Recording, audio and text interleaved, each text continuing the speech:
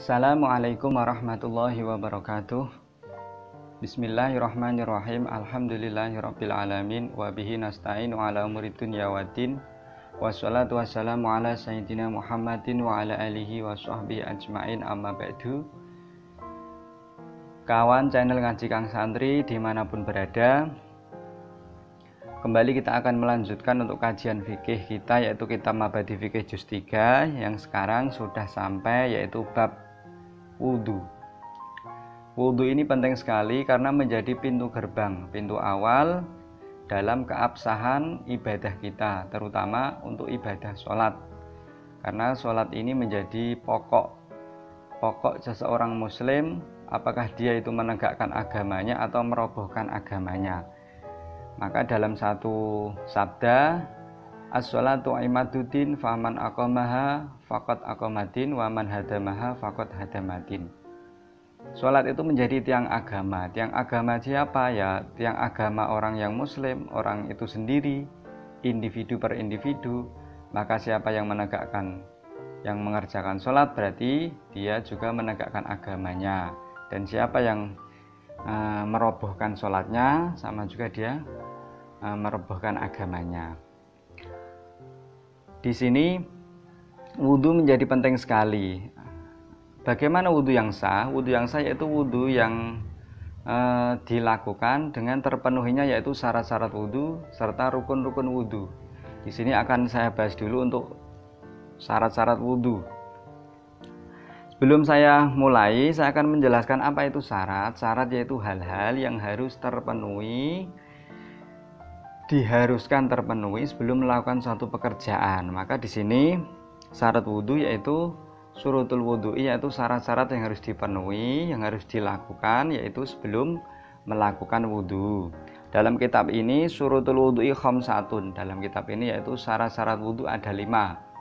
Mungkin dalam kitab yang lain akan lebih banyak, tapi dalam kitab ini, dalam kajian kitab Mabadi Fikih ini, di sini dituliskan ada 5. Apa itu yang pertama? Yaitu ayakunal mutawaddi'u musliman. Yang pertama yaitu orang yang berwudu harus beragama muslim.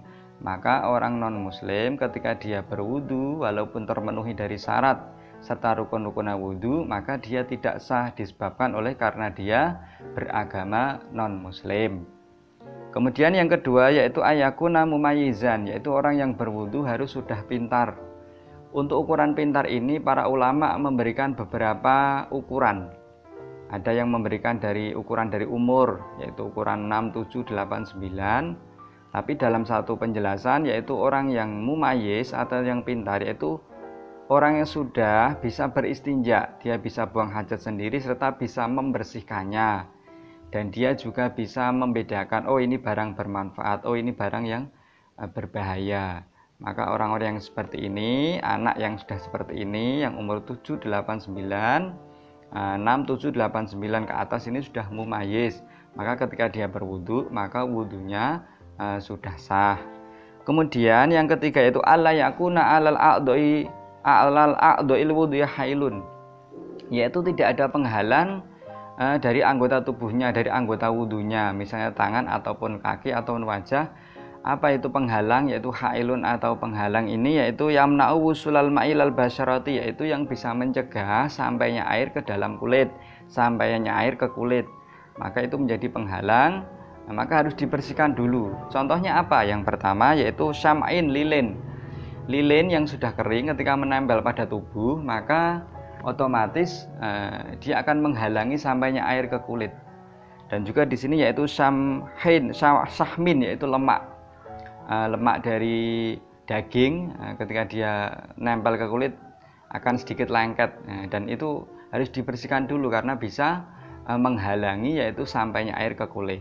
Kemudian contoh lagi yaitu ghamasi ainin, yaitu kotoran pada mata. Ini sering kita alami ketika kita bangun tidur kita akan, ketika kita memegang mata kita, di sini ada kotorannya, atau orang Jawa bilang yaitu di sini ada blodok. Maka harus dibersihkan dulu. Sebab kalau tidak dibersihkan, maka ketika dia berwudu untuk sholat subuh, maka secara otomatis air tidak akan bisa mengenai ke bagian pinggir mata ini. Maka harus dibersihkan dulu.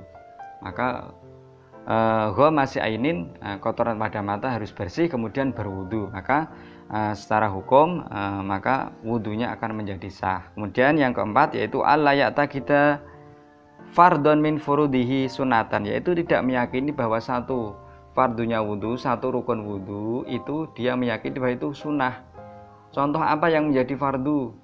Fardunya wudu yang akan dijelaskan pada bab setelah ini, yaitu misalnya niat, membasuh muka, kemudian membasuh kedua tangan sampai sikut, kemudian mengusap sebagian dari rambut kepala, serta membasuh kaki sampai mata kaki, dan yang terakhir yaitu tartib.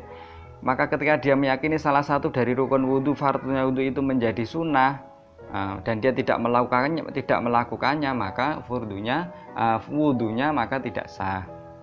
Kemudian yang kelima yaitu dia harus menggunakan, ketika berwudu menggunakan air yang suci dan mensucikan, yaitu air mutlak, air yang suci dan mensucikan. Untuk bab air ini saya sudah pernah bahas untuk pada khusus bab air, yaitu bab pembagian dari air, yaitu dari video permulaan pada kitab ini. Video sebelum ini akan dijelaskan, silakan bisa dibuka untuk video untuk bab air.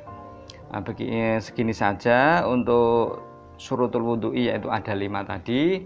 Semoga kita bisa memenuhinya, sebab saya ulangi lagi, wudu ini menjadi pintu gerbang utama, menjadi syarat keabsahan dari sholat.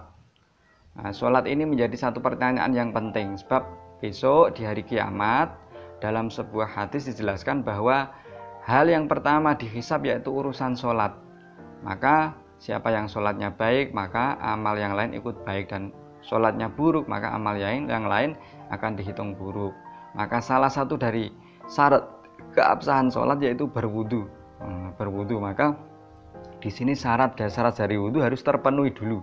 Syarat-syarat itu terpenuhi dulu. Kalau sudah terpenuhi dari perkara 5 ini, maka dia melakukan wudu, maka secara otomatis wudunya akan menjadi sah, dan otomatis juga sahnya menurut hukum fikih akan menjadikan sholatnya menjadi sah. Semoga kita semua digolongkan oleh Allah Ta'ala menjadi orang-orang yang diterima wudhu kita, terutama yang diterima dari sholat kita. Saya kira sekian. Wassalamualaikum warahmatullahi wabarakatuh.